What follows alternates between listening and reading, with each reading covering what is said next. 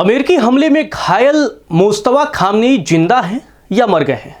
Iran के नए supreme leader किस हाल में हैं, कहां पर हैं और क्या कर रहे हैं? क्या वो सच में जिंदा हैं या उनकी मौत हो चुकी है? अब इस पर एक ताज़ा रिपोर्ट सामने आई है, न्यूयॉर्क टाइम्स की रिपोर्ट सामने आई है, जिसमें चौंकाने वाला खुलासा हुआ है। क्या कुछ खुलासा हुआ है, क्या कुछ जिक्र हुआ है, उसके बारे में आपको बताएंगे। लेकिन उससे पहले अगर आपने लोक सेवा न्यूज़ को सब्सक्राइब नहीं किया है तो आप सब्सक्राइब कर लें। दरअसल जिस रिपोर्ट की हम बात कर रहे हैं वो न्यूयॉर्क टाइम्स की है और इसी रिपोर्ट में ये दावा किया गया है कि ईरान के सुप्रीम लीडर मुस्तफा खामनेई जिंदा हैं और होश में हैं, लेकिन वे सार्वजनिक रूप से अभी नज़र नहीं आ रहे हैं, पब्लिकली नज़र नहीं आ रहे हैं और उनका जो किरदार है उसको धीरे धीरे कम किया जा रहा है, क्योंकि वो अभी उस हाल में नहीं है कि वो किसी भी डिसीजन तक पहुंच पाए। इस रिपोर्ट में इस बात का भी दावा किया गया है कि अपने पिता की मौत के बाद सत्ता संभालने वाले मुस्तफा खामनेई गंभीर रूप से घायल हो चुके हैं और फिलहाल छिपकर काम कर रहे हैं। 4 सीनियर अधिकारी जो कि ईरानी हैं, उन्हीं के हवाले से न्यूयॉर्क टाइम्स ने यह दावा किया है कि मुस्तफा खामनेई मानसिक रूप से पूरी तरीके से एक्टिव हैं, लेकिन फिजिकली वो अभी फिट नहीं हैं। शारीरिक तौर पर उनको काफ़ी गंभीर चोटें आई थीं। उनके एक पैर का 3 बार ऑपरेशन हो चुका है और अब उन्हें एक नया पैर लगाया गया है जो कि आर्टिफिशियल है, जिसे प्रोस्थेटिक बोलते हैं, उसे लगाया गया है। एक हाथ की भी सर्जरी की गई है और वो भी धीरे धीरे ठीक हो गया है। तो इससे आप अंदाजा लगा सकते हैं तकरीबन 1 महीना से ज़्यादा का वक्त हो चुका है मुस्तफा खामनेई को घायल हुए, तो वो किस कदर इस हमले में घायल हुए थे, क्योंकि पैर एक चला गया, हाथ पर भी गंभीर चोटें आई, अब वो धीरे धीरे ठीक हो रहे हैं। बताया जा रहा है कि मुस्तफा खामनेई के चेहरे और होठ भी बुरी तरीके से उस हमले में झुलस गए थे, जिससे उन्हें बोलने में भी तकलीफ हो रही है और आगे चलकर प्लास्टिक सर्जरी की भी ज़रूरत पड़ सकती है, क्योंकि उनका चेहरा भी बुरी तरीके से झुलसा हुआ है। ये जो तमाम गंभीर चोटें आई हैं, उसी की वजह से अब सत्ता चलाने का तरीका भी ईरान में बदलता हुआ नजर आ रहा है। मुस्तफा खामनेई ने पद संभालने के बाद से अब तक कोई भी पब्लिक मैसेज नहीं दिया है, लोगों को संदेश नहीं दिया है। जब वो ईरान के सुप्रीम लीडर बने उसके बाद भी उन्होंने किसी को मैसेज नहीं दिया।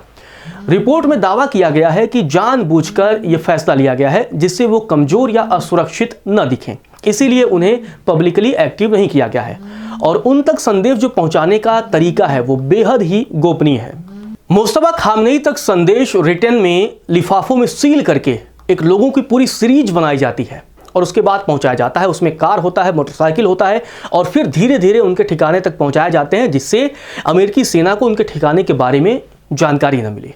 और उनका जो रिप्लाई होता है, जब वो जवाब देते हैं इन पत्रों का, तो उसे भी इसी तरीके से वापस लाया जाता है, चाहे वो IRGC हो, चाहे वो विदेश मंत्रालय हो, चाहे वो अन्य किसी के पास। और उसके बाद ही ये बताया जाता है कि हाँ, मुस्तफा खामनेई की तरफ से ये संदेश आया है। और यहाँ तक कि जो सीनियर सरकारी अधिकारी भी हैं उनसे मिलने नहीं जाते हैं, क्योंकि उन्हें इस बात का डर है कि इजराइल उनके जरिए उनके ठिकाने पर यानी मुस्तफा खामनेई के ठिकाने का पता लगा लेगा और फिर से कहीं हमला ना कर दे। और इसी बीच ईरान में जो सत्ता का केंद्र है वो तेजी से अब सेना की तरफ खिसक रहा है, मतलब IRGC की तरफ खिसक रहा है। IRGC के कमांडरों का एक नेटवर्क अब युद्ध, कूटनीति और राष्ट्रीय सुरक्षा से जुड़े फैसले में अहम किरदार निभा रहा है। एक तरीके से वही अब फैसले ले रहा है और इसका ताज़ा बानगी हमें देखने को भी मिला था जब हुर्मुज में भारतीय जहाज़ों पर भी हमला किया गया था। उस वक्त ये माना जा रहा था कि ईरान के मंत्रियों को नहीं पता था ये अटैक IRGC के निर्देश पर किया गया था।